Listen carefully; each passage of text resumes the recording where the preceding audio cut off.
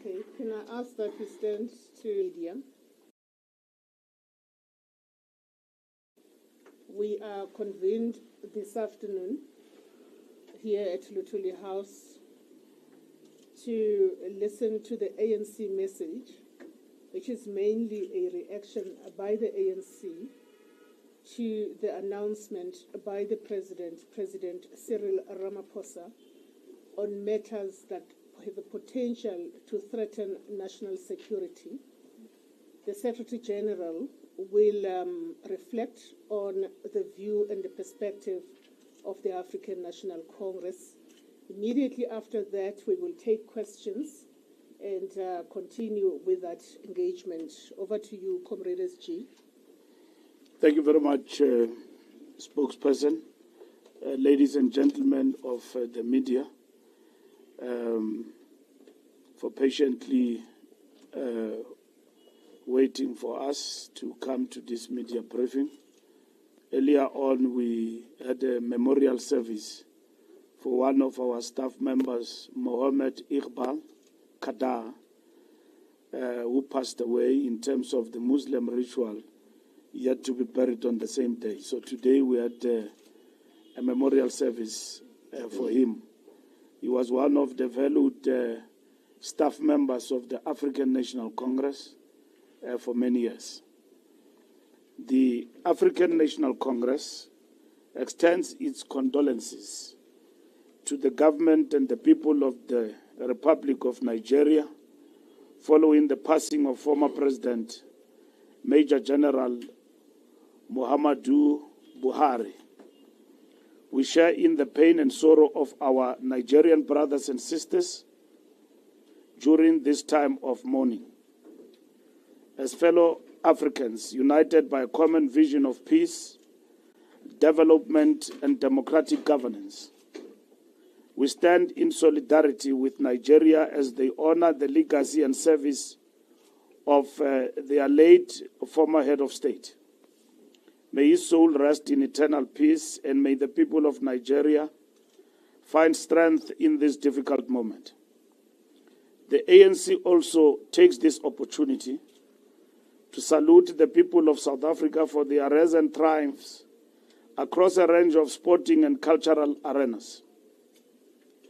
From podium finishes in global athletics, the winning streak of the Springboks, the recent victory of the Proteas, the sterling performance of Banyana Banyana in WAFCON 2025, currently underway, to inspiring wins in international dance competitions and youth sports tournaments. South Africans have yet again proven their resilience, talent, and ability to shine on the world stage. These victories are more than moments of celebration. They are reminders of the indomitable spirit of our people. They demonstrate that South Africans, when united and determined, can overcome any challenge placed before them. The same spirit must now be harnessed in our collective effort to defeat crime and corruption and to renew the moral fiber of our nation.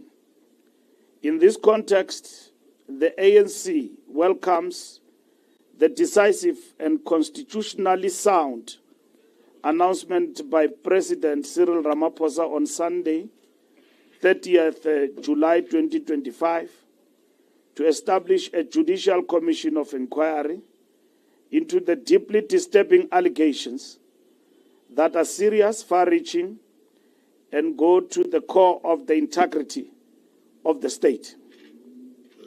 This includes claims of interference with sensitive investigations, complicity between senior state officials and criminal elements, and the possible existence of an organized criminal syndicate operating within the state's security architecture.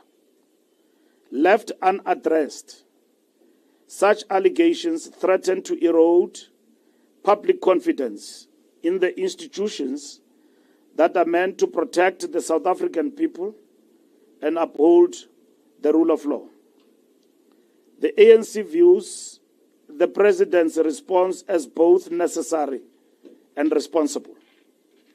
His establishment of a Judicial Commission of Inquiry is an act of leadership that demonstrates an unwavering commitment to constitutional democracy, accountability, and the principle that no individual, regardless of their position, is above the law. It affirms that the fight against crime and corruption will not be waged through expedient populism or grandstanding, but through lawful, transparent, and institutional processes grounded in our democratic order. The decision to place Minister of Police, Comrade Senzo Mchunu, on a leave of absence is equally commendable. It is a proactive and considered measure taken in the interest of ensuring that due process is not compromised. Importantly, this decision does not imply guilt or prejudgment. It is a step that preserves the integrity of both the executive and the investigation itself. The President has acted in full accordance with his constitutional authority as provided in Section 91, subsection 2 of the Constitution, to appoint and relieve members of the Cabinet. The ANC reaffirms and respects this constitutional prerogative. As the ANC, we welcome the President's consistent approach of allowing institutions to function independently, guided by law and not by political expediency. His actions continue to reflect a clear commitment to the restoration and strengthening of the state. This commission is not an isolated intervention. It is part of a broader program of institutional renewal, which has included the rebuilding of the National Prosecuting Authority, the formation of specialized anti-corruption units, and the strengthening of protection for whistleblowers. We also congratulate and express our full confidence in the appointment of Professor Firoz Kachalia as Minister of Police. A seasoned legal scholar, respected public servant, and staunch anti-corruption advocate. Professor Kachalia brings a wealth of experience and credibility to this crucial portfolio. His deep understanding of the security sector and his proven commitment to clean governance position him to provide the leadership required at this moment. We wish him strength and resolve as he assumes his responsibility during a critical period.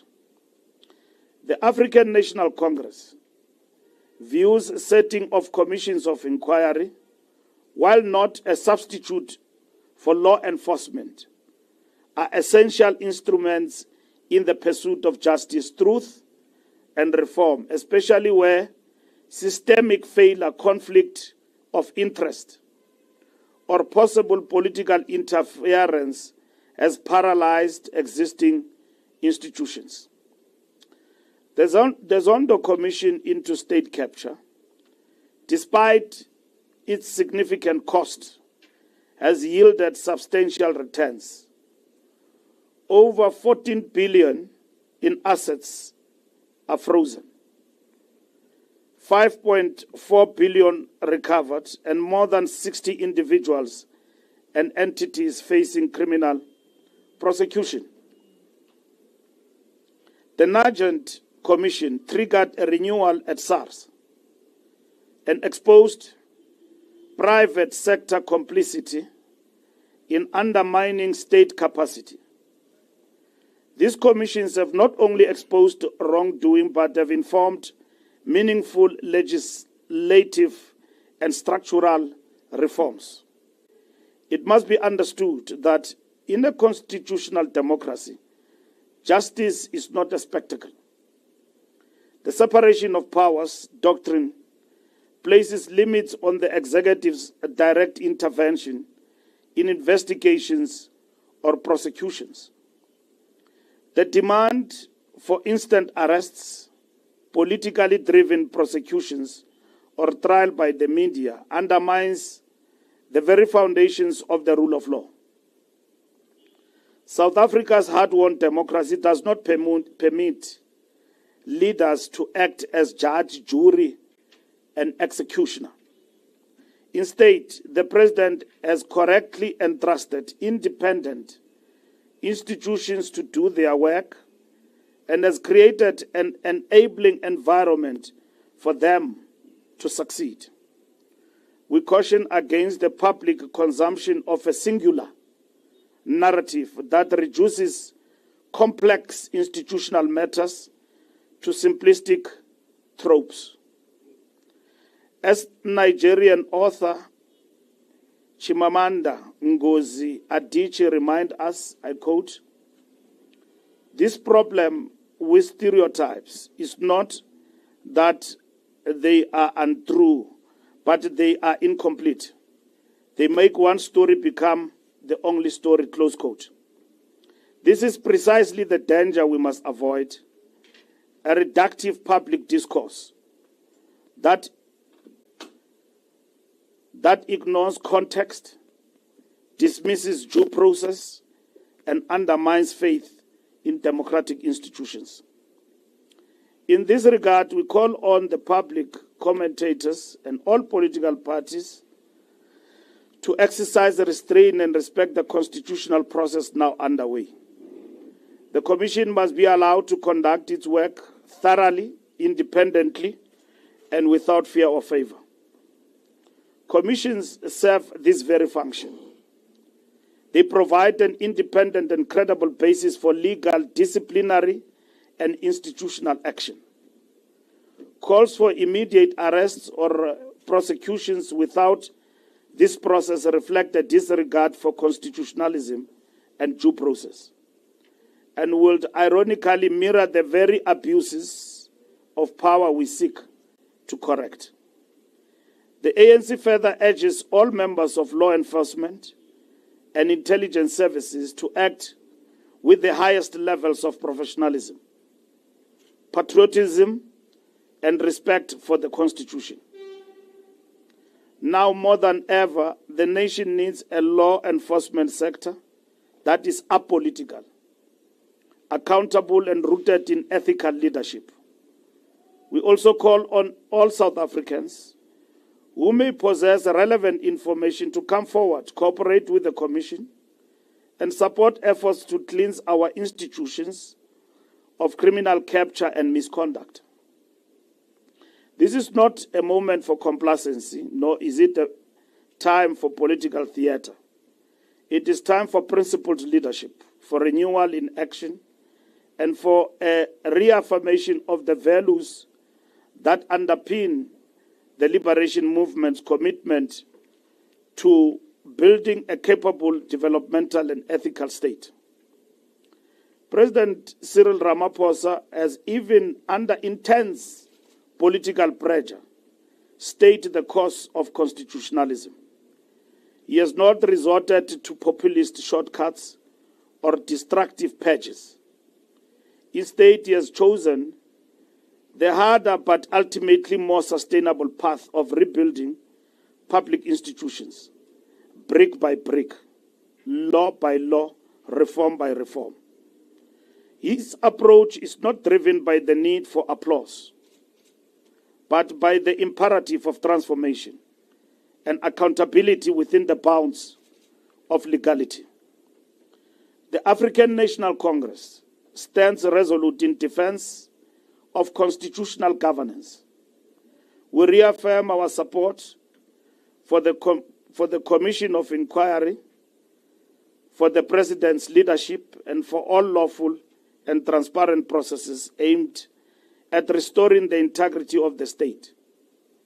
In the end, the strength of our democracy will be judged not by the absence of crisis, but by how we respond to it.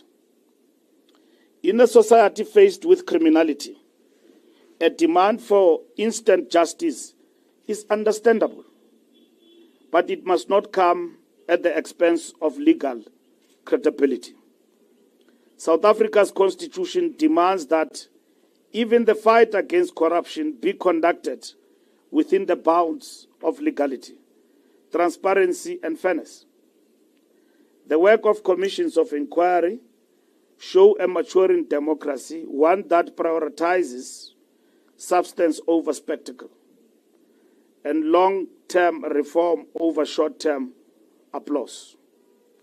We wish to bring the following to your attention: that the National Executive Committee of the ANC, the National Working Committee yesterday, resolved that it should be postponed to a later stage to do thorough political work on a whole range of issues: the state of the government of national unity,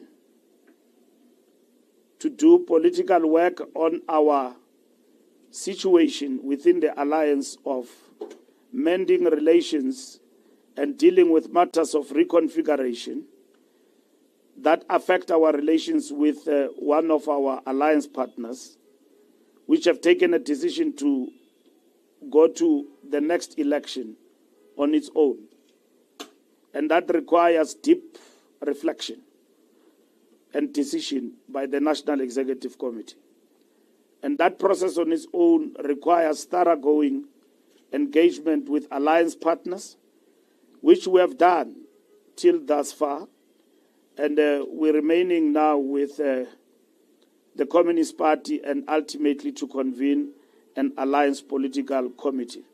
And we hope to conclude that process before the meeting of the National Executive Committee, so as to be able to chart a way forward.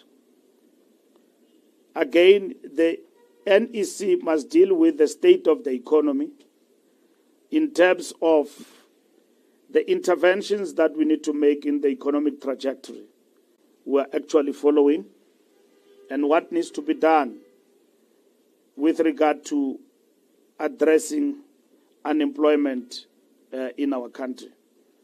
The National Executive Committee will also adopt the framework towards the National General Council of the African National Congress.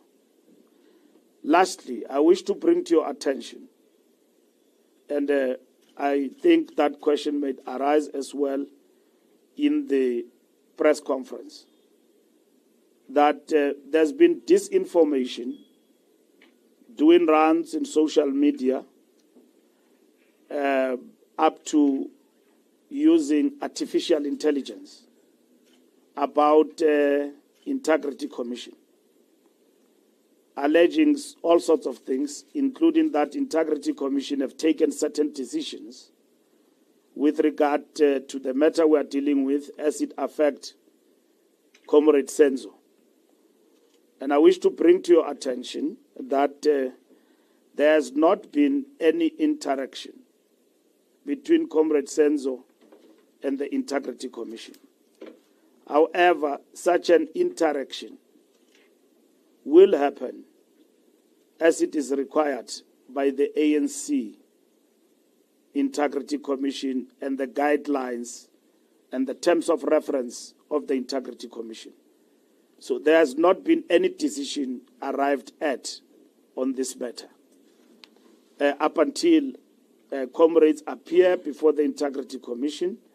And as and when they appear, the Integrity Commission will deal with the matters.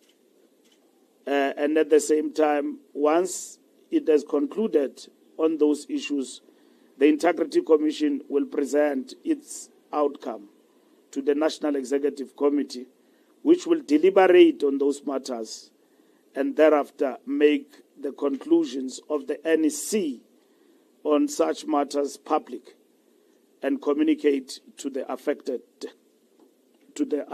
comrades. So I wish to bring it to your attention and everybody that anyone who's peddling disinformation in this regard, it needs to be corrected and clarified that there has not been such happenings in our surrounding with regard to the Integrity Commission. Thank you very much. Thank you very much, SG. There you have it, colleagues. There you have it, colleagues. I will now turn to yourselves for a reflection, and I will take questions. Shall I start this side? Sunday Times. I'm having a reflection. I'm trying to see. Yes. Sunday Times. Sunday. All right. Thank you very much and good afternoon. My name is Nhlanhla Mkhwanazi from the Sunday Times. Firstly, the NWC that sat yesterday resolved to postpone the NEC meeting. This is now the fourth time that the NEC has been postponed, which is the highest decision-making body in between its conferences. It's the fourth time that it's now being postponed, dating far back as the budget impasse with the DA. What is causing the delays? What's going on? Secondly, the DA has just revealed that President Cyril Ramaphosa's special envoy to the U.S., Mcebisi Jonas, has had his diplomatic visa declined by the Americans as early as May this year, which means that he's not recognized as the country's intended envoy by the White House. We want to find out what effect will this development have on the bilateral relations between the two countries. Thank you very much. Thank you, Sunday Times. I don't see anyone this side. I'm going to move, go back to you, my brother at the back, and then I'll come back to Pizzo. Do I have a hand there? Okay, and then, yes, Hawelo. Raymond from Netwerk 24. I just want to know, Sorry, till when, from? Netwerk 24. Just want to know till when is the NEC postponed, and with Kunu, will he now be deployed again back to Parliament, because he's an MP? Will he now go back to Parliament as a normal MP? Thank you. Thank you, KFL. Thank you so much, SG. Mr. Mtunu hasn't met with the committee.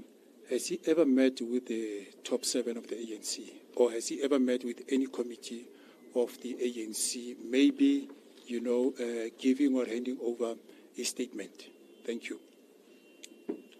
Thank you. Please go ahead. Oh, thank you. I'm Nhlanhla Mkhwanazi from UFM. SG, you would have noticed that the public is raising questions about the legality of the president's intervention in this matter, replacing Minister Mkhunu on special leave. I want to check if the ANC shares this understanding that we now have... Where are you from? I'm from UFM. I'm Nhlanhla Mkhwanazi, SG, respectfully. Okay, yes. Yeah, that we now have two... You normally don't introduce yourself properly. That is why. So I need to be clear. My apology for that. Sorry, yeah. And I also have to apologize because I've got a number of questions, quite a host of them. No, don't do that. Yeah. Okay. So, You can always have a second bite. Yeah. The initial ones. What does the ANC think of the fact that for the first time in this democracy we have now two ministers? Because Minister Mkhunu being on special leave means he's still a minister. Unless you have other knowledge that we don't have, that perhaps he's going to lose some of the perks, what be the salary or the security detail. And also there's a technicality that the designated as acting minister would have to be somehow formally drafted into the executive.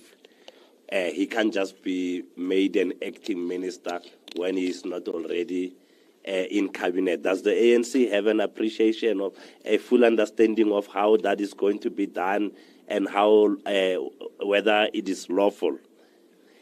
And also, your reaction to the fact that there were articles, I don't want to name media houses, but there were articles in the lead up to the president's announcement that suggested that the Minister Mkhunu had actually suggested, or should I say requested, that he be placed on leave, and then as the announcement came, it turns out that that's exactly what was being done. Without apportioning guilt or otherwise, what could have gone wrong if the minister had simply resigned, in the process making life easy for the president, in that now he has a whole vacancy to fill instead of having to shift and push people aside.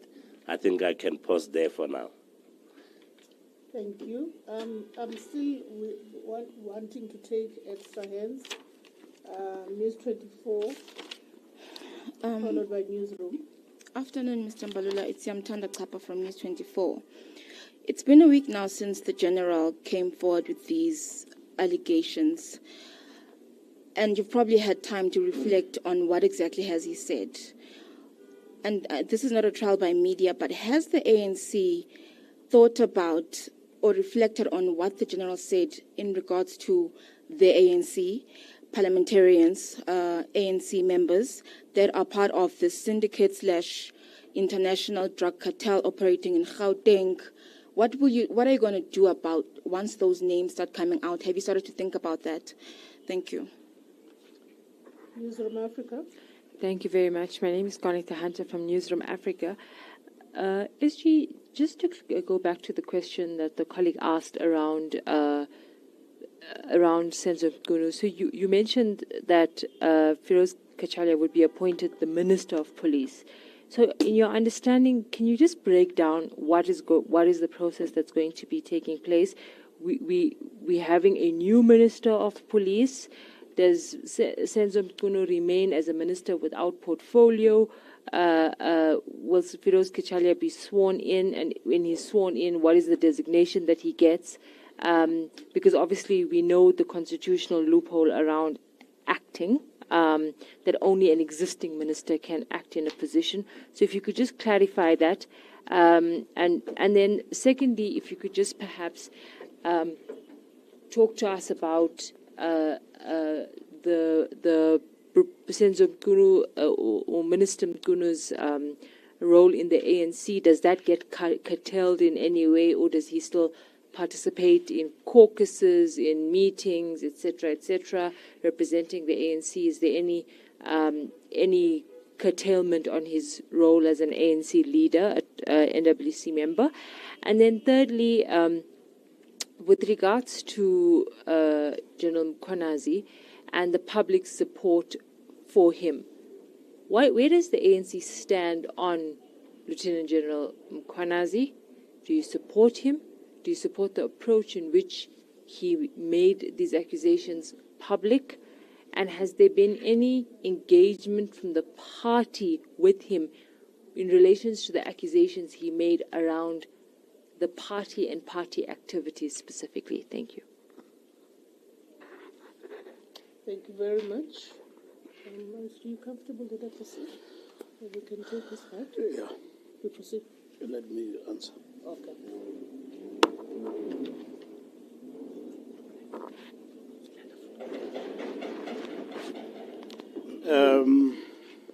Thank you very much for the questions.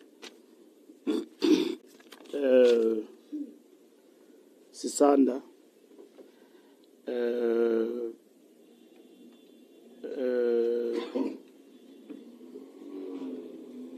in terms of the National Executive Committee postponement, it's for the first time that the NEC regular is postponed. It was scheduled for July. What was postponed was a special meeting, which was going to discuss the impasse around the budget, and that impasse was since resolved. So there's not been postponement of NEC meetings repeatedly. There was going to be a special meeting at the time when there was a budget impasse. That special NEC meeting was postponed. A special NEC meeting can be called to reflect on different matters. which you can think of, and those matters are special in nature, and we're going to discuss the budget. But this is a regular meeting, and that regular meeting is postponed by the NWC in order to reflect on the matters that I've explained. The GNU, Alliance, State, SA/SACP, NGC preparations, and the economy.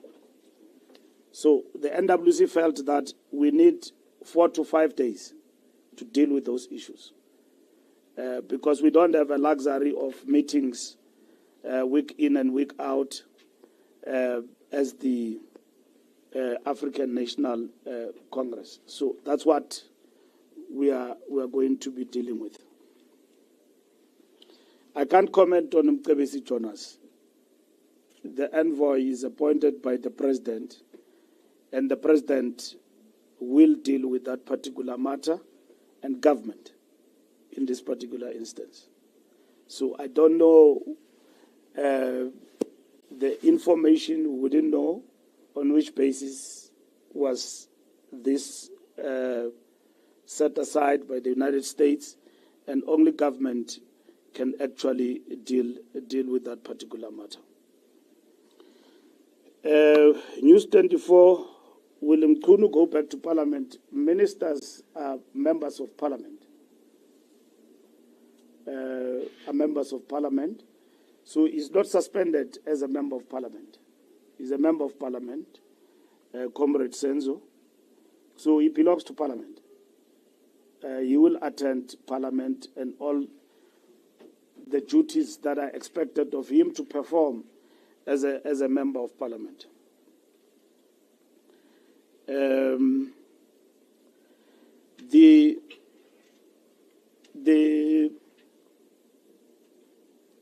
Kaya FM, Comrade Senzo, we have not been in a position to meet. As you know, we were in mourning for some time, and we had to go to Mpumalanga, and yesterday we had a meeting in which we discussed a whole lot of important issues. So he will be met by the organization at an appropriate time in order for us to brief on the matters. But we, however, need to understand that the ANC does not replace constitutional processes that are set in motion. Those issues must actually ensue. So that's what is important. So the question of meeting him and engaging in organizational processes, including the Integrity Commission, all of those will ensue in terms of the organization. Kaugelo, let me start first with the matter of Mkhunu suggested to be placed on leave. We all learned about it in the press. We didn't come across that. The decision is the decision of the president. So there's nobody who has ever made such, and people can resign, and when they do so, they are deployed by the ANC. They inform us at Luthuli House.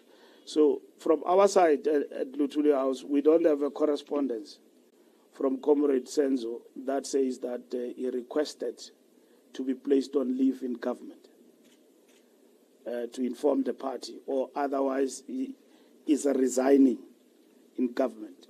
We don't have that. So it's all speculation in the media. So that's how we understand it. Whether if he resigned, what will be the consequence of that, we will be dealing with that as it happened. At the present moment, it's just an analysis of what could be better in terms of what you have actually presented before us. And then the question of the two ministers, we have understood as the ANC that the speech is not the appointment. The speech, the president addressed to the nation is not the appointment. There will be an appointment which will be done by the president in this instance on the 1st of August. And then the president will appoint an interim of about 2 weeks acting minister in government. And on the 1st of August, the president will then appoint the minister. And the president referred to section 9.1, subsection 3C of the Constitution that enables him to appoint a full-time minister that is not an MP. So that is the section he will use to appoint the new minister. Now, the president will equally address within his powers and the executive what then happens to the questions you have asked in terms of whether you will have a minister without portfolio or what will actually happen. That will be addressed. But what we know is that the president will use 9.1 subsection 3C, which he referred to in terms of his address. And in terms of that particular address and the speech, in itself, it was not appointment. And that will happen on the 1st of August. In between that, there will be interim of 2 weeks where an interim minister, acting minister, will actually be appointed by the president. News 24, Siamtanda. I don't know which press conference I was following because I was following on Facebook. Maybe I missed other parts of the press conference of General Mkhwanazi, but I didn't hear from his address saying ANC MPs. He said MPs, and he referred to others, even the judiciary and all of that. Now that they are ANC MPs, probably I will hear about it in the commission. But from his address, I didn't. Now, here is something important that happened in this country. It doesn't happen anywhere else. Within 5 days, a senior police officer in the police, irrespective of location, makes grave allegations. The presidents, within 5 days, in response to those, appoint a judicial commission with extraordinary, in a lack of better word, let me underline that, powers, even powerful than Zondo Commission. Because if you listen to the president carefully, he said that some of the recommendation within a segment of 3 months must lead to action, which is something that has never happened before. Some of the actions that will have come out of the commission within 3 months preliminary report should lead us to action. That's what the president said. Judicial commission with extraordinary powers that is established to respond to General Mkhwanazi. Now, I've seen people of political, a particular party, going, protesting, which is within their right. When General Cele, allegations were made against him, Zuma established a commission of inquiry headed by Moloi. And that commission decided to fire General Cele. He was appointed Deputy Minister of Agriculture by Jacob Zuma as the president.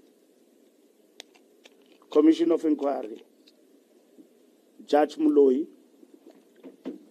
His decisions were taken on review by General Cele and set aside. about a certain building by a certain businessman in Pretoria of the police. He was put under suspension immediately. And now President Zuma was using Section 84 of the Constitution to suspend the National Commissioner of Police. Remember, the Minister and the National Commissioner of Police are the only two people, among others, and Treasury, who are referred to by specifics in the Constitution. And then he was put not on leave, whatever, he was, and then General Mkhwanazi was appointed to act. No, not Mkhwanazi. I'm not sure who came before that. It was Mkhwanazi, no? Yeah. It was Mkhwanazi, and then after Mkhwanazi, Ria Pierre was appointed.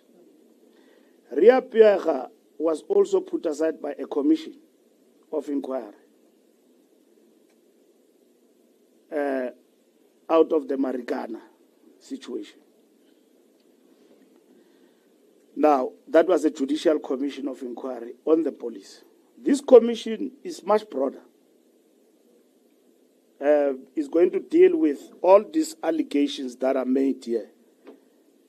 And they need to be probed and investigated. So, that is how the president has responded to the issues that General Mkhwanazi have raised. Why will the ANC have a problem with that? We believe in our statement, that's what we're saying, is the right thing to do. We are not involved in polemics about whether he's right or wrong and all of that. We are not. I want to repeat what I said last time, that we've got no locus standi as a party to make pronouncements about the correctness or not of what the general have said, because we don't know. Only a credible, competent process can deal with these matters. And then deal with them in detail, as it would have happened, even in the past, to enable us to deal with these particular matters. Now, if we prejudice, we pass judgment, and without any solution on the table, you can't. Now, President is a president of the Republic, so you've got to look at first, what is it that guides him on matters of this nature? Isn't it the Constitution? They can't do a kangaroo court. President Ramaphosa, you can criticize and say anything. He doesn't interfere with law enforcement. And that's why we say that we celebrate his stance of acting independently and working even today to empower and strengthen law enforcement in the country. We don't think the law enforcement is where we want it to be, like all South Africans, from a point of resource and capacity to fight crime and organized crime in the country. And this commission will help us to deal with very, very, very important issues that General Mkhwanazi have dealt with. So the ANC has not had any issue with the general. Neither is the president in his statement passing judgment on General Mkhwanazi. So what is the protest about? What are we leading people to? To do what? What are these people who are protesting want our people to do what the president should do within the prescripts of the law and addressing the challenges that he was facing? First, there was an issue. He came back from Brazil, he's gone underground, he's wanted. Now, you must have faith in the leadership, of course. Others knew already that it will lead to this because they study the law and they know what is, when the president look at these matters that are weighty, How is he going to deal with that? Of course, what seemed to be a thorny issue is what is the status of the minister. Others argue, why is the minister not dismissed, and all of that, and so on and so on. But the fact of the matter, there is action that has been taken. And action can be taken on the minister, and anyone can be appointed to act. And President chose to go outside to get somebody who's capable and who's not tainted to oversee this process and ensure that we cleanse South African Police Service. So there are no guarantees here for anyone going into the future. We have to deal with this issue and allow it to pass and deal with the matters, to the detail how they are raised. General said, a number of things in his press conference that me and you, we've got no capacity or local standing to argue with or to fight him about those particular issues. One of the issues in the public discourse that was raised was that touch Mkhwanazi, you touch all of us. Now, it is becoming evidently clear that as much as South Africans are, others are genuine, very genuine about these things that are reported by the general, there are others who want to turn it into a political football. There's an opportunity here. We can make South Africa forget about our problems as a party by using the Mkhwanazi matter in our direction. Mkhwanazi raised important issues.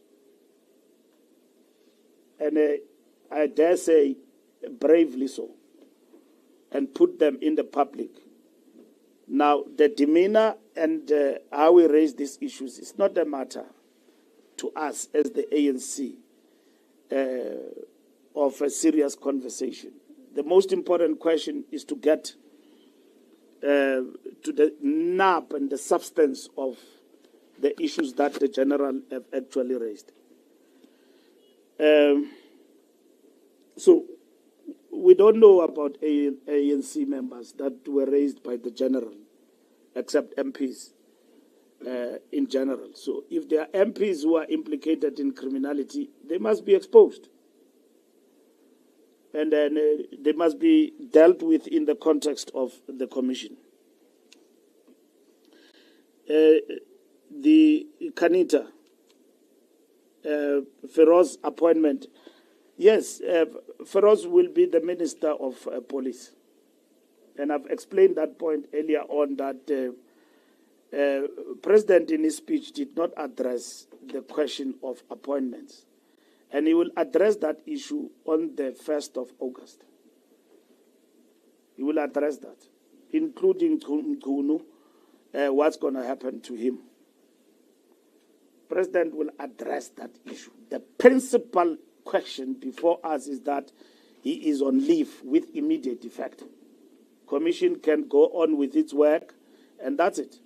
Even that commission have got powers to even take decisions about individuals as and how they are affected about these matters in the process of conducting its business. That's how powerful it is. And that in itself, if it doesn't define agency on the part of the president and decisiveness, and simply decisiveness is equated to populism, then populism means that Saps must investigate itself. When we are told by a police general, top cop, that there is a problem here, even in Saps, how does that such a structure investigate itself? So this commission must actually help us, including those who are affected in Saps, to respond holistically to how we must address these matters. And this will not be the end of commissions, actually, in our country. Commissions are necessitated by substance and material conditions. And all the people who have listened to, who are criticizing that there must be no commission. They provide no alternative. Now, the president have responded. Isn't it maybe they thought that he will not? Because others argued that, no, he will not do this because of that and that. There are many things that get to be said through the media channels and so on. And you guys, you know better because you interact with a lot of people we don't interact with. But at the end of the day, we are not guided by that. And the president can't be guided by that. He must be guided by the principle of how do we intervene when we are faced with matters of this nature that affect not only the integrity but the security standing of our country. To an extent that a policeman and a woman in the streets, these allegations can affect them. That we are busy here fighting criminals, our bosses are dining with them. And that must be a concern, not just a concern. A head of state and a president must take steps. And that is why, as the ANC, right from the onset, we placed this matter on the doorstep of the president to handle this particular issue. Now we've got that particular response. So I'm just saying that Feroz Khan, not Feroz Khan. No, I was in the police. I'm dealing with many Ferozes. So Feroz Kachalia. So Feroz Kachalia, Feroz will be, so Feroz Kachalia. So Feroz Kachalia will be appointed Minister of Police. No, I can't tell you about anything. I'm no longer in the police, so I'm just confusing things here. Mkhwanazi's role in the ANC. Comrade Senzo is a member of the NWC. He's a member of the NEC. There's no curtailment on those roles. We, in fact, expected him to attend the meeting yesterday, and he gave me an apology, and I told him that I need to sit down with him. That this absence of leave, we are not affected by it as the ANC. His absence of leave is in relation to his point of deployment. So we will straighten up issues. He will come to meetings. He must execute his task as a leader of the ANC, and then he must respond to what the president have decided in government. There is expected to respond in terms of this area and the accusations and the allegations that are made against him. There's a commission, judicial commission, where now all must then respond to that. That's it. We've had many stories. Individuals, criminals, crooks. Others are in jail, others outside and all of that. No more TikTok commission is there. We don't want TikTok, we want commission. And that commission has got powers. You go around saying things, they will subpoena you to deal with you in terms of that commission. Where does the ANC stand with Mkhwanazi? Mkhwanazi is a policeman, officer of the law, who have raised issues that are attended to through a judicial commission of inquiry. We've got no issues with General Mkhwanazi as the ANC. And we believe that the president have acted, and we've been assured that from a security point of view, in terms of the issues that he has raised, to an extent that it can threaten his well-being and all of that, the police have assured us that is been secured. And security has been increased around him and so on, given the veracity of the issues that he has raised. But that's where we stand. We've got no issues with General Mkhwanazi. If there are issues he's got with individuals in the ANC who happen to serve in parliament, it's for the first time I hear from you, anizitsho izinto kungaqhumi thuli nini. So kutsho ukuthi ikhona into eniyaziyo. So sendinixelela nangoku ukuthi uba likhona ithule linjalo into kuthiwa kungaqhuma kubasiwe uyabona. So if ikhona into enjalo eniyaziyo nina thina singayaziyo silapha eluthuli, the same process will be followed about those individuals and all of that, which I've never heard the general in the Facebook. I was listening to him from beginning to the end. I never heard him talking about the ANC. Thank you very much. Thank you, SG. I see that there is quite a number. Well, I thought it would be balanced to do a zebra. But we were towards the end of that. They came after us. Oh, all right. Let's have peace in the room. I will go back. The Sunday World and my brother from Inside Factor. Tunes is my name. Welela News. SG. After the presentation of the president on Sunday before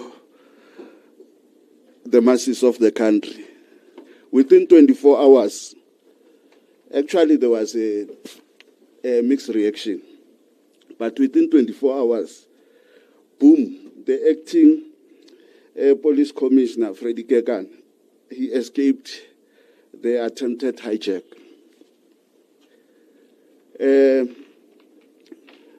Veteran Mavuso Msimang, he made a comment about those that in PAL, after they've been named by the Zondo Commission, meaning that he was responding to the commission that will be taking place. What will be your response on that one? Sorry, what is it? What did you say? Can you repeat again about Mavuso? Oh, he was saying, he was raised a concern about those that they are in PAL after they've been named by the Zondo Commission. They are still in Parliament. And now there's another commission again. The Altar and Albertine Sisulu Foundation issued a scathing statement condemning President Ramaphosa with his response to the crisis of the crime and corruption in SA, demanding his immediate resignation. In all this, where is General Sibia? Because his name was spelled by Mkhwanazi.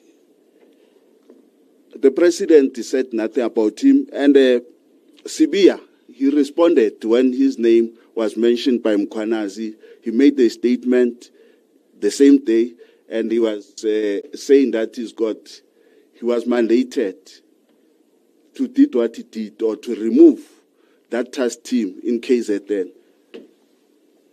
Masamula, he also responded, he said, it was not me, not me. So now, in all this, where's General Sibia? Is business as usual? If maybe you can respond on that one. Thank you very much. Thank you. Sunday World. Thank you very much. My name is Mawande. I work for the Sunday World. Mr. Mbalula, probably,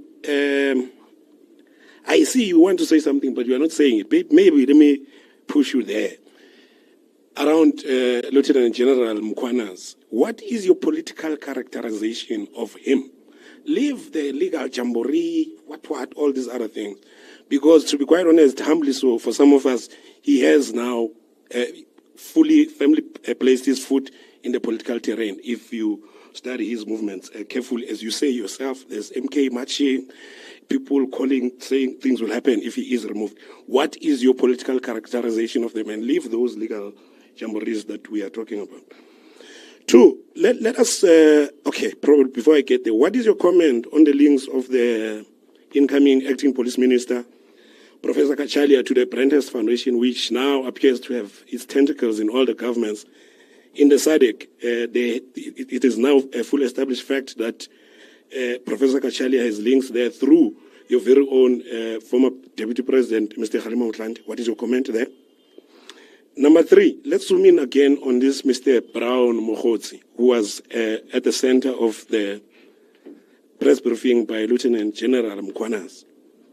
What is your view on the links of the man, Mr. Brown Mkhwanazi, to the president of the ANC, Mr. Cyril Ramaphosa, through the CR17, which is also now a fully established fact?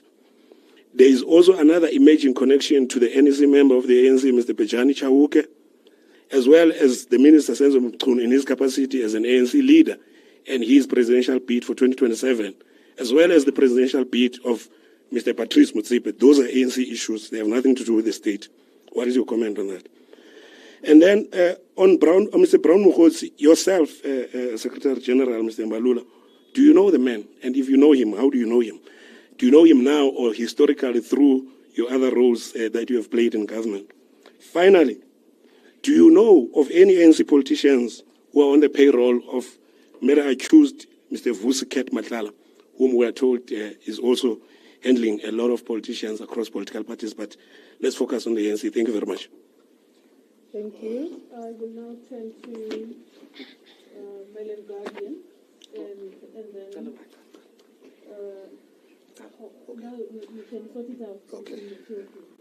Thank you very much. Usipamandla Koke from ENCA. Mr. Mbalula, you say the officials in the NWC met yesterday to deal with other important matters, and the matter of Senzo Mchunu was not really featured there. Don't you think, in hindsight, this matter is important? Yes, your Integrity Commission has not met with him, but don't you think, based on the nature and the seriousness of the allegations and the fact that this has got a potential to bring your organization into disrepute, don't you think those structures or the officials of the ANC ought to have met with Mr. Mkhwanazi by now?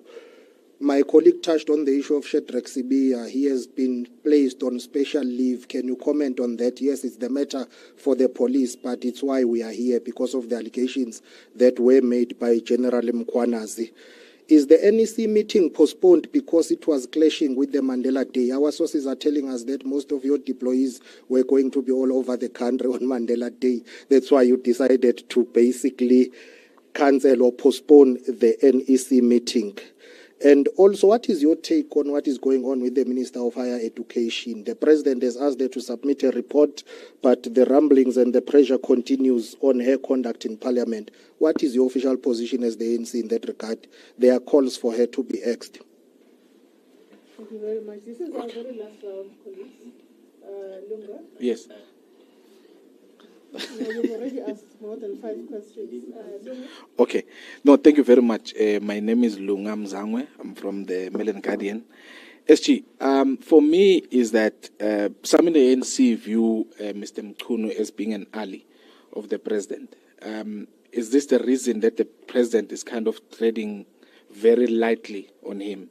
And also with Minister Nkabane, because they are from KZN, both of them. Is the view that the ANC maybe is trying to please those in KZN to ensure that the president still supports, still enjoys supports in that province? And number 2 would be that if you are saying you are keeping Minister Mkhwanazi in the NWC, which is basically the working committee of the ANC and in the NEC, did then the president bow to public pressure on this issue? Because if you are keeping him in the same structures that really decide on what happens in government, is that the case then that he bowed to public pressure? And from what we are hearing is that Brown Mkhwanazi is a member of the ANC. Is that someone that you could be considering to call here in Luthuli House, maybe to account as an ANC member? Thank you. The question of 2 salaries is Makengi. Okay. Is the ANC comfortable with this new precedent that's being said that we are now going to have 2 people earning a salary of a police minister, because there's no extra portfolio in the cabinet? So if Minister Mkhwanazi is on special leave with his benefits that include a salary, the new minister, I doubt he would be volunteering his services. Is that the precedent that we want to set? Will it be sustained? You know, I thought you missed that part of the question. Thank you. SG?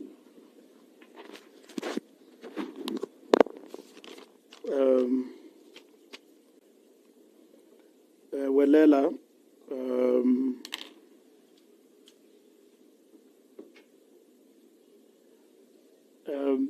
Freddie Kekana and hijacking that happened yesterday. South Africans are subjected to criminality of this nature on a daily basis. And in this instance, it is the police and a very capable general of the police in Tatekekan. We are very happy that he escaped unscathed, and the criminals, whatever the attempt they were making, they failed. That's a very honorable man in Tatekekan. A serious crime fighter, people in Soweto and in Kagiso and all those areas, they know him very well. That's a proper cop. So to simply take that event to the current situation will really be quite simplistic. And in this particular instance, crime happens to everyone, and it even affects even those who are fighting crime. So I think we need to leave it at that point, where in which law enforcement must deal with the matter.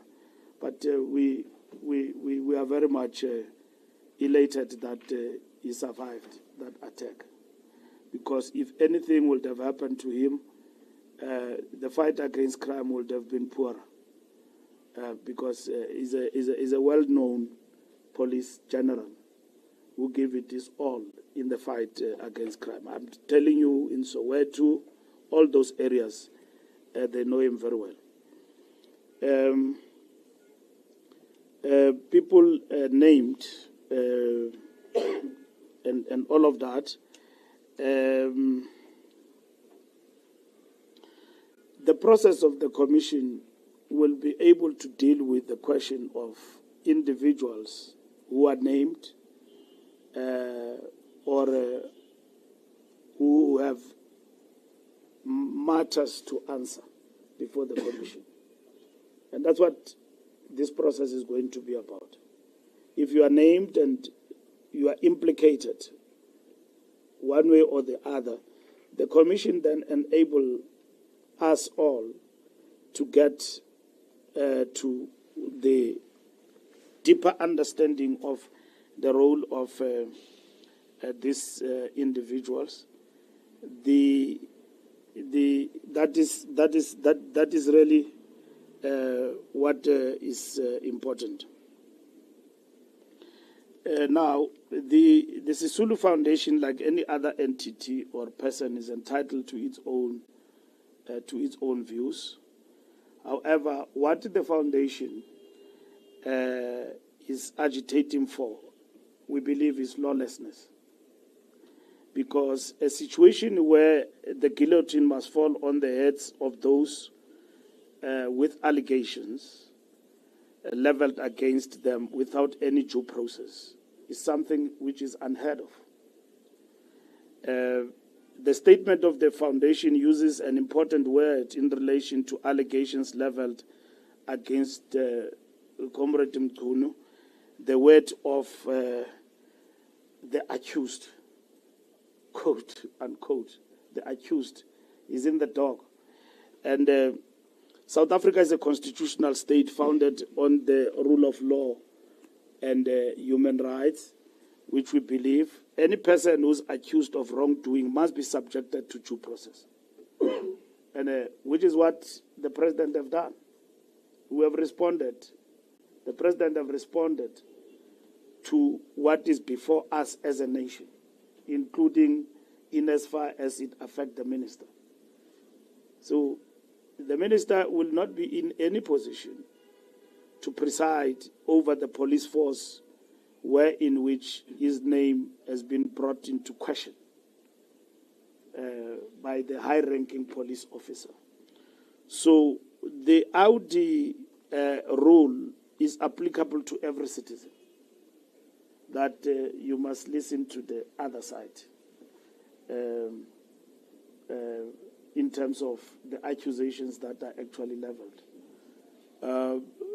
The Walter Sisulu Foundation seems to be overzealous on dealing with the president than the substance of the matter. Their game plan is not what we are facing, is to deal with President Ramaphosa. And I don't want to dwell on where I think this foundation comes from and who's behind the foundation. So let's leave it there. Let's address the principle that their statement is misplaced and is overtaken by events. It would have been relevant if the president had not done anything. They don't pronounce on the inquiry. They don't give alternatives as to what must then happen. They don't. They don't pronounce what must then happen. Here am I, I'm the president of the country. What guides me as the president when I'm faced with a situation that one of my high-ranking police officers says that the police force is wrought with corruption and syndicates and all of that? What do I do when I am presiding over government in a constitutional state? The Constitution guides you with regard to that. How you basically intervene on a matter like that, and which is what the president have actually done. Sunday World, how do we characterize Comrade Mkhwanazi? We have said that the matches that we have seen were hoping for something. It looks like calling that we support General Mkhwanazi. I've not seen any citizen anywhere else who has not been in support of Mkhwanazi. How you characterize him is not a question of characterizing him politically or otherwise. If you've got issues about his behavior, there's a commission. You can go there and charge at him that you think he behaved uncharacteristically. So I followed the press conference of General Fani Masemola, and he defended his general and said that he was addressing matters that are in his purview. So should anyone seek to question the protocols of the police, those matters must be ventilated in the commission. From the side of the ANC, we don't think that the matters that General Mkhwanazi raised borders on politics. We believe that they are so serious such that they border on criminality, and they border on unsettling stability within our state security apparatus in the country. And that's what we must deal with. So that's what we're dealing with, and that is our, we support the response of the president in terms of this matter. Because we are a country that is about the rule of law. And as the ANC, even within the concept of the National Democratic Revolution, we believe in the rule of law. There is no state without the rule of law. You can go elsewhere in the world. I don't want to mention countries. Let this press conference turn into something else. But you can go where there is no rule of law. That it's a banana republic. One of the things that our country, with all the challenges we are facing, we pride ourselves of the fact that we are a country that does not only embrace but have right from the beginning ensured that we build state institutions to uphold the rule of law in our country, which over time these state institutions have been weakened.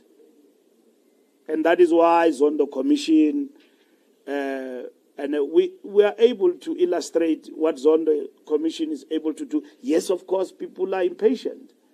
People supported the Zondo Commission. They are impatient, but we provide the facts still that there's a lot of work. Billions have been frozen. The Guptas have run away. We want them back. It's difficult to get them out of the Dubai dungeon, wherever they are hiding.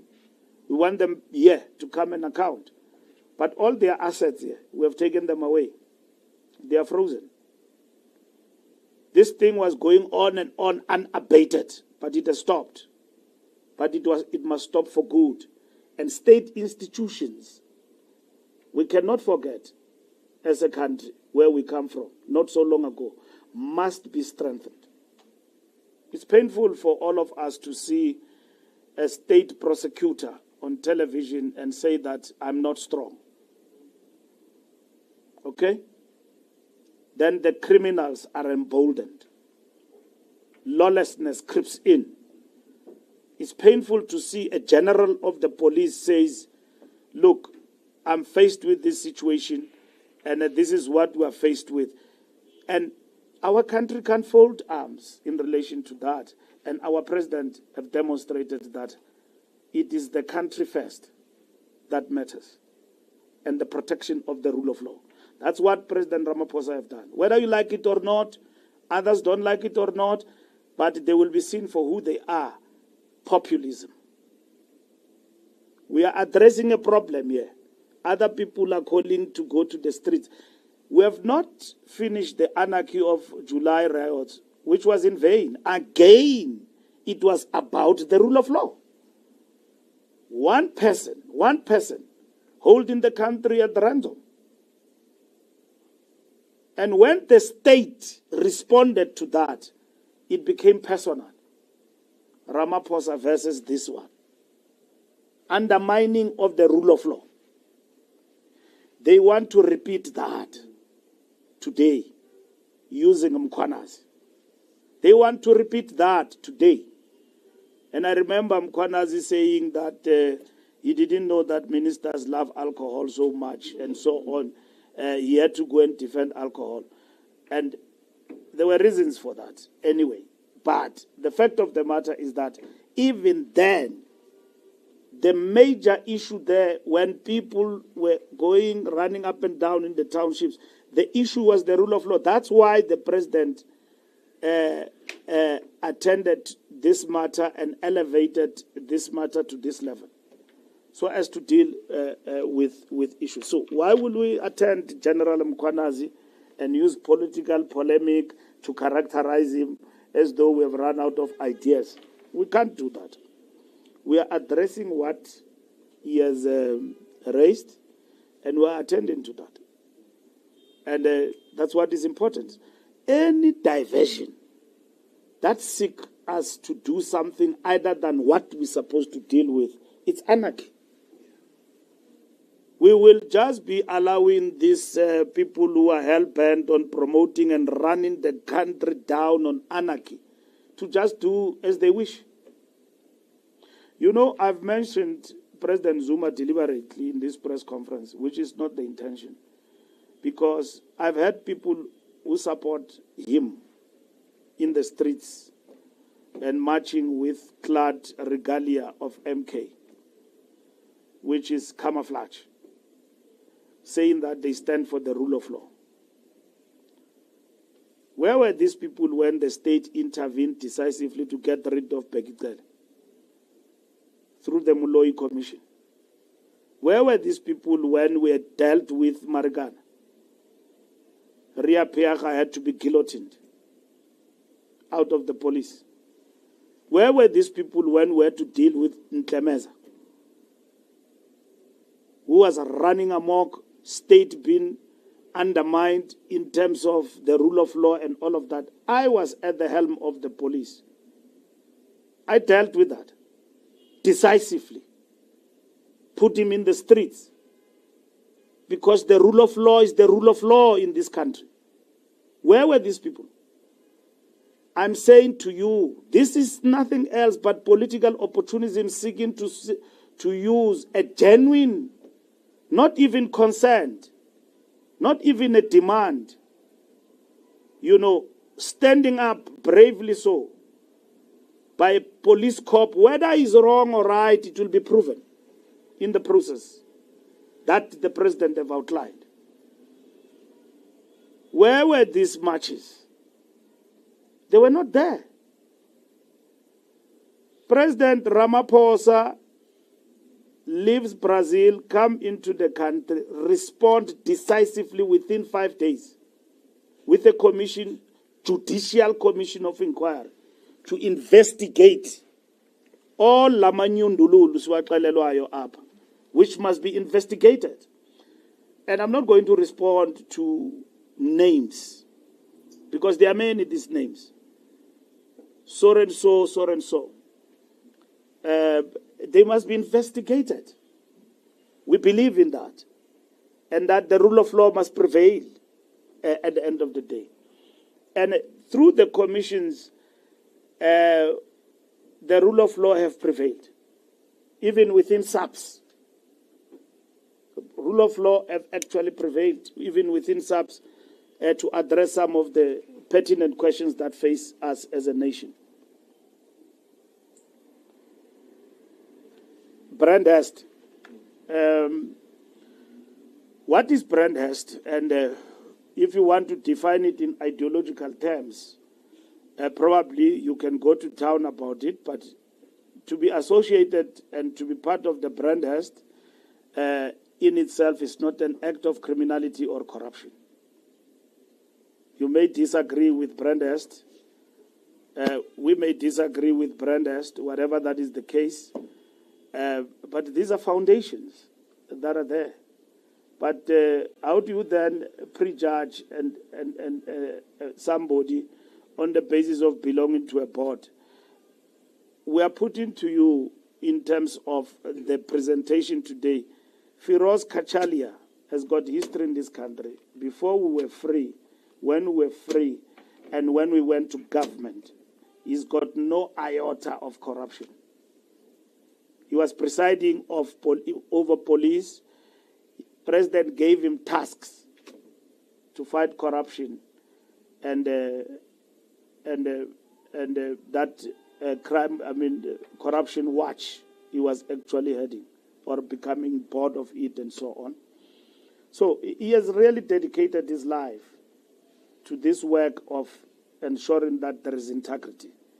So we all know him in this country. So we are confident that this period needed somebody like him to assist in terms of also, from the point of view of Saps, things that need to be done from a police management perspective.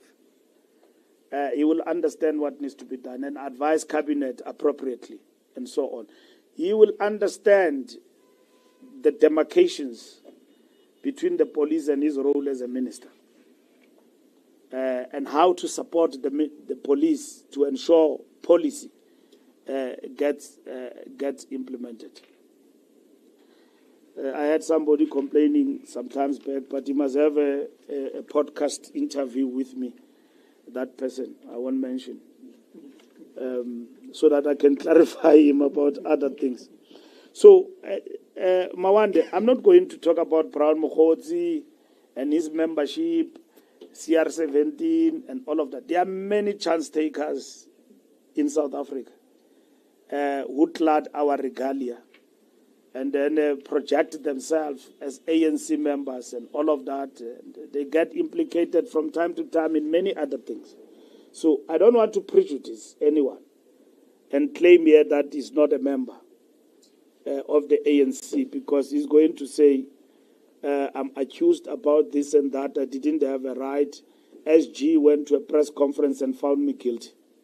So if there has to be processes in the ANC that must follow, we must not find ourselves on the wrong side, and we must allow those processes to kick in. If he's a member of the ANC, as he claims, he will be subjected. That's all I can explain to you, to the processes of the ANC of integrity processes. And the Integrity Commission will convene him to appear before it as a member of the ANC. I don't want to talk about Vusi Matlala. You don't know him, Mr. Brown. Brian Mokgotsi, I don't know him. But members of the ANC are many. Maybe yourself, you are a member, so I don't know. So, and then if somebody claims and then he says, how can? And then he will say, but SG were together in the PGM last week, and I even took a picture with you, and then he shows you after this press conference. What am I going to say? You're going to say I'm a liar. No, I can't denounce his membership of the ANC here. I can't. No, but I'm saying, have you interacted with him? No, I've not interacted with him. I've not interacted with him, and so on. If I interacted with him, it will be in the ANC processes of the organization, of which that is possible. So if you attend the General Council, you attend this and that meeting, it is possible. Goke. No, I was explaining that Mkhunu was not a subject, but a subject that involved him was our discussion yesterday, among others. That he was not a subject as a person, of course. He was not a subject per se, but a subject that involves him in relation to the decisions that have been taken by the Working Committee and the ANC. In as far as how it affects him, he was part of that discussion. So it is that discussion that we say today we support the pronouncements of the President and the establishment of the Judicial Commission of Inquiry, and we urge everybody to support that particular process, because it will take us to understanding and getting into the substance of the issues raised by General Mkhwanazi. So that's the first thing in relation to that. He did not attend the meeting because he said because of leave of absence. I will explain to him that leave of absence does not affect the ANC. Okay? It doesn't. And his political standing in the ANC and all of that. I'll come to the question because you raise it in a different context later on. Lunga. I think it's you or something. And then, Goge, what happens to Shadrach? As far as the terms of reference of that commission are concerned, everyone is going to be affected. I don't want to get into the details of who suspend who and put who on in relation to the president and the police, because the police environment is regulated, because you need to follow Saps Act to execute what needs to happen in Saps, and that falls squarely to the minister appointed and the general has got particular powers. So I hear from you now that in this press conference that Sibia has been put on huh? Yeah, so I hear it here that those will be Saps processes. And then in terms of this commission will also have a right to execute that mandate in as far as individuals are concerned. NEC is postponed because of Mandela Day. No, it's not postponed because of Mandela Day. It's postponed because NEC said we need more time.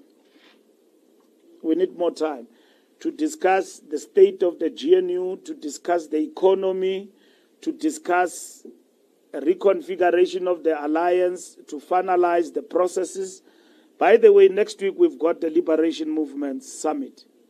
All the liberation movements in Southern Africa will be here, led by their presidents.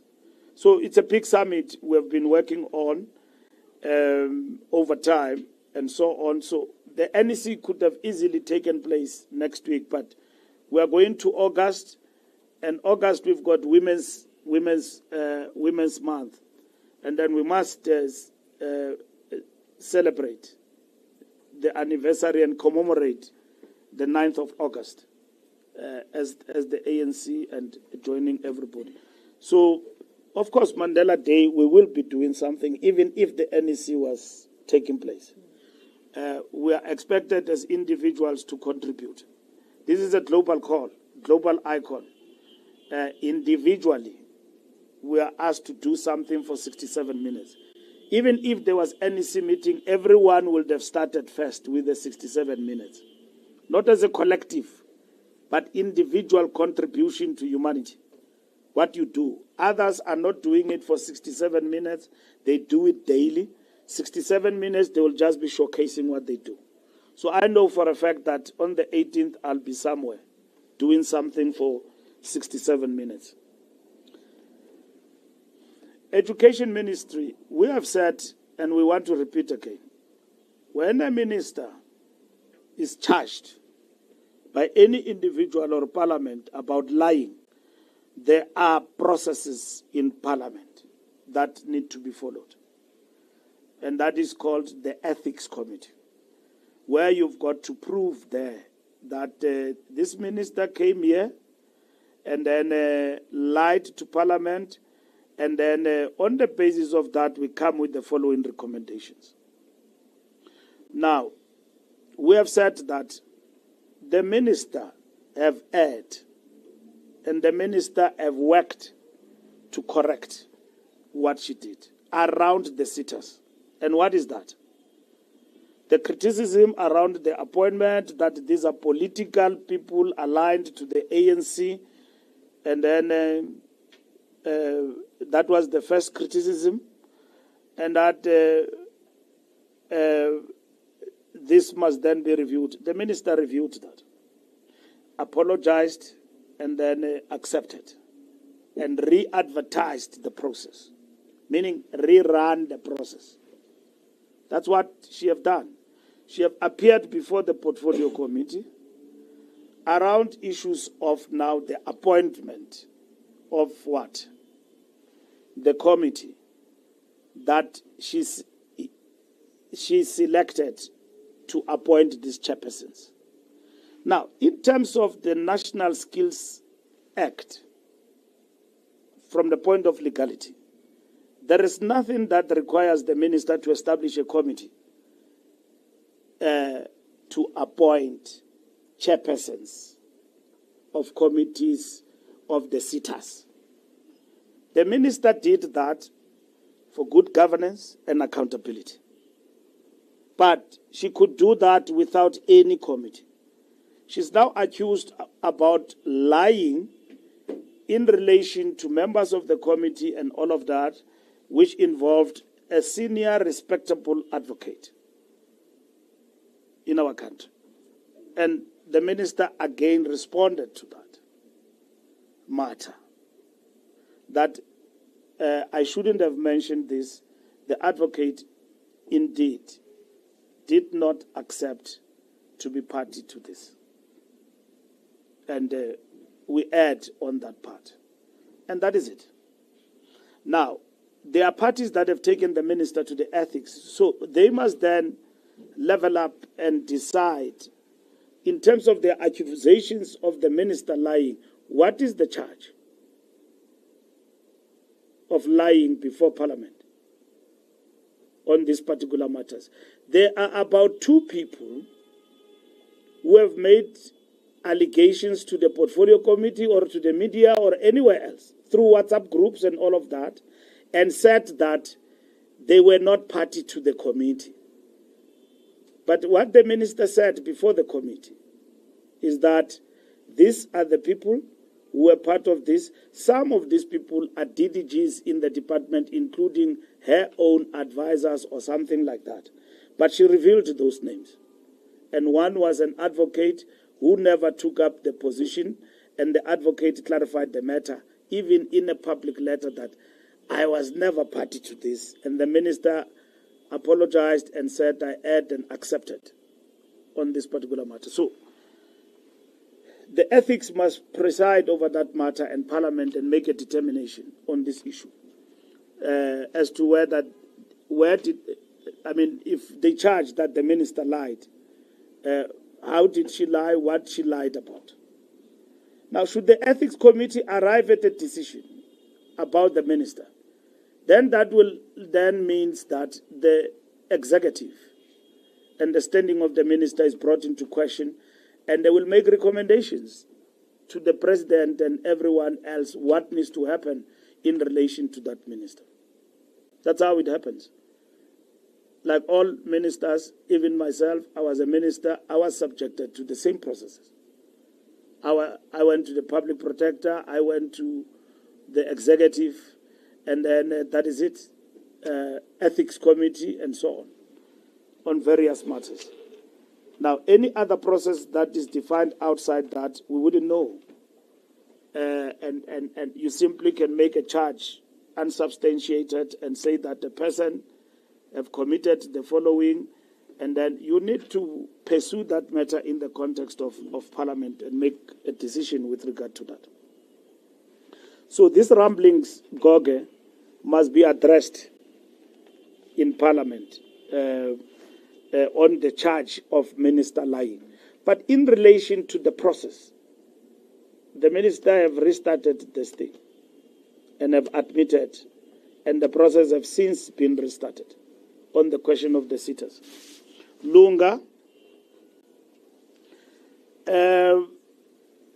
even myself and Mahlengi, we are allies of the president. All ANC members are allies of the president.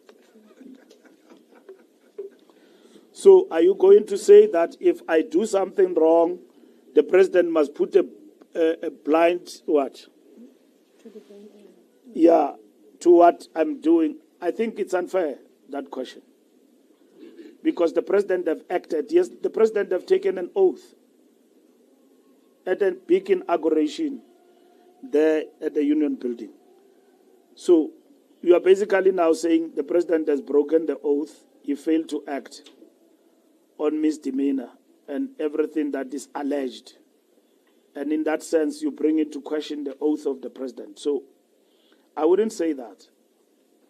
Who becomes your ally and supported you in the politics of the ANC doesn't matter when it comes to what confronts you. Presidents have taken decisions against ministers, irrespective of where you stood with him at a particular point. You will even go home and cry on your own and say,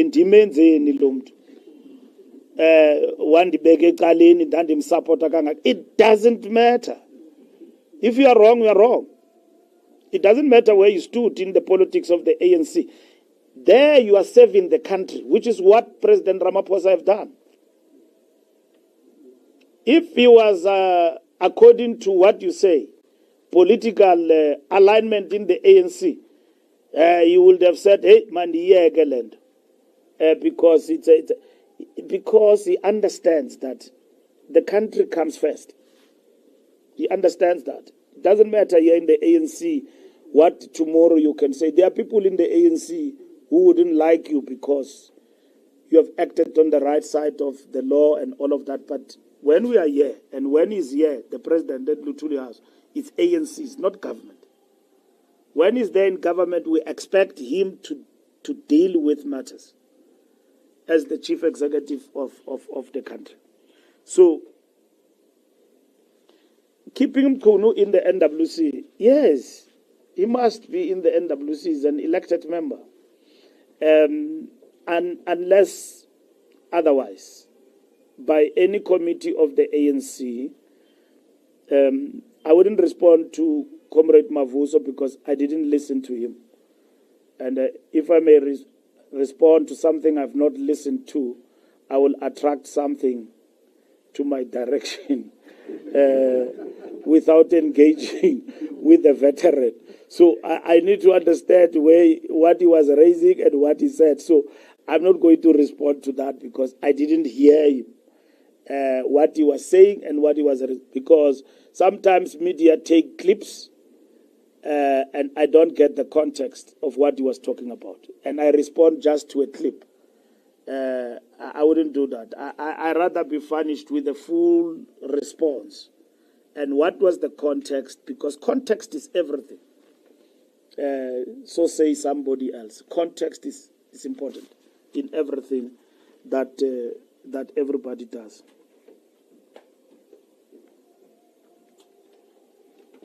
And then, what salaries? The two ministers of police. No, there's not going to be two ministers of police. There's going to be one. You can ask the question. I've answered you. I said on the 1st of August, the president will answer that question. There's not two. There's one. No, let me say, no, he says that Being on leave doesn't take away your salary. No, Can I explain again? And then let's not heckle. Yeah. I'm explaining to you again. The president says that there will be 2 weeks interim period, and an acting minister will be appointed up until the 1st of August. Okay? So that's what is going to happen. 1st of August, a minister will be appointed, of course, from outside the legislature. Comrade Kachalia confirmed. He has agreed. That is done. On the 1st of August, the president in his speech did not address the question of appointments. How is he going to deal with the question you are asking? He will then address that in relation to implementing Section 91, subsection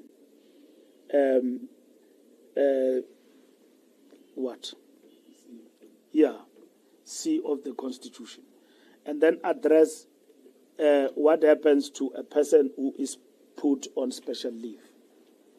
Okay? Now, where me and we are today is what you are asking. Are we going to pay for 2 ministers of police? I'm saying no. The question that must be answered, what happens to Senzo whilst on leave? And that question will be answered by the president on the 1st of August. That is what I'm saying. So, as the ANC, the president have responded to the question of the inquiry that is required to address this situation, and we're looking forward to that, and we support the inquiry. We support the appointment of Minister Feroz Kachalia in terms of the responsibility as a minister. And we know that whoever will be appointed briefly for 2 weeks. In August 1st, there will be a new minister of police. So we support and we are encouraged by the decisiveness of the terms of reference of this commission. We all want results in terms of the commission, and we want this commission to finish its work within the shortest possible time. But the timeframes that are outlined are not unrealistic. We believe that they are realistic and they can be met, and then supported by results, given what has been outlined in the president's statement, that after every 3 months, preliminary report with suggestions of what must actually happen. Not even suggestions, recommendations of what must be implemented with immediate effect. The minister is on leave with immediate effect. The president, up until he appoint the interim, I don't know whether today or tomorrow, when will that be announced? Maybe it is been announced as we are speaking now through a statement, I'm not sure. But that will last only for 2 weeks, and the right minister will take over. And on the 1st, the president and government will address the question of what happens after the interim period and the appointment of the minister. Thank you very much. Thank you very much, SG. And I see some people still want to engage. I think we will sleep here if we continue. No, I have said that I cannot answer people who are implicated. That was responded to. I asked about ANC politicians. I said, do you know of any who are linked? I wouldn't know. I wouldn't know who's linked to Nhlanhla and how. Okay. And then we've got a commission here that links Nhlanhla to various people, and the commission will address that. So that's it. The commission will address the issue of Nhlanhla and anyone who's mentioned, and even those that we don't know.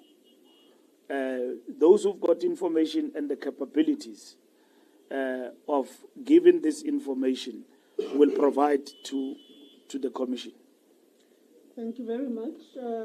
The SG had responded to those questions that he was being heckled about, but we come in peace, and thank you very much. You are ready for the next press briefing. We are adjourned, colleagues. It's very late, and thank you very much for being here. Thank you, SG. Thank you. Thank you.